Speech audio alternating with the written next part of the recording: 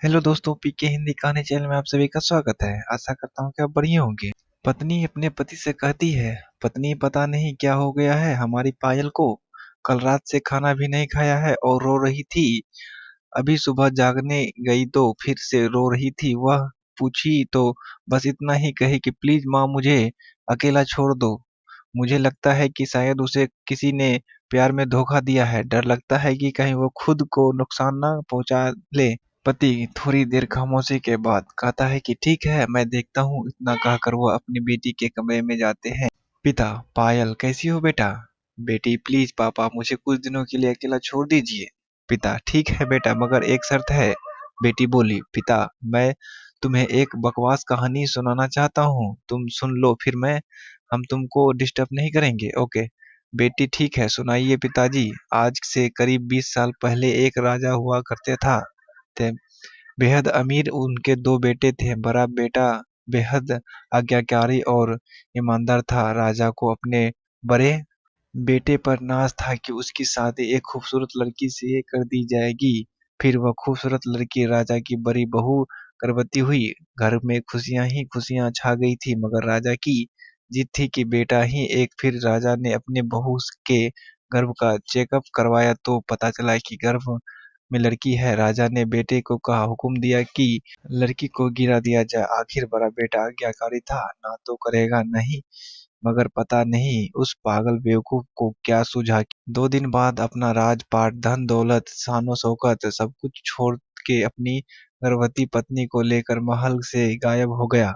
सच कहा है तो वह बड़ा बेवकूफ और पागल था। लोग बेटियों को बोझ समझकर घर में नष्ट कर देते हैं, और एक वह बेवकूफ पागल एक बेटी के लिए तमाम खुशियां और सुविधाओं को ठोकर मार दिया। वह आपकी बात मानता है तो आज उसकी जगह राजा होता। ना जाने कहाँ बेटी के लिए पागल बाप ना जाने किस हालत में हो।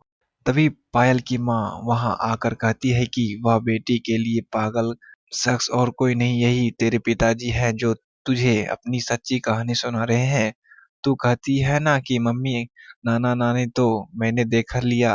काश पापा अनाथ ना होते तो दादा दादी को चेहरा देख लेती।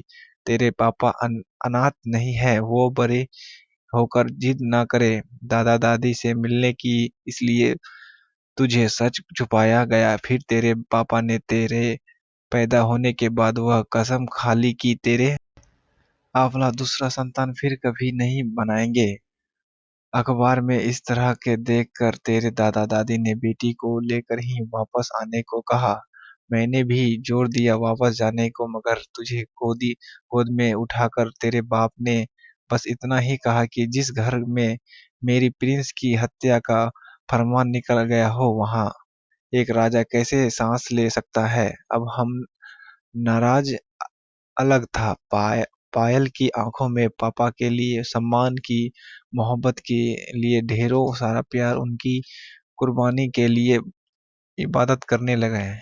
जी कर रहा था कि आंसू थामने का नाम ही नहीं ले रहा था, मगर सब कुछ अब सिर्फ पापा के लिए था। पापा ने बस आखिरी शब्द इतना ही कहा कि अपनी बेटी को मैं नहीं जानता बेटा की दुनिया तेरे बारे में क्या सोचती है, मगर तू मेरे लिए बेहद अनमोल है। भले मैं आज कहीं का राजा नहीं रहा, मगर तू कल भी, आज भी और सदा ही मेरी प्रिंसेस होगी।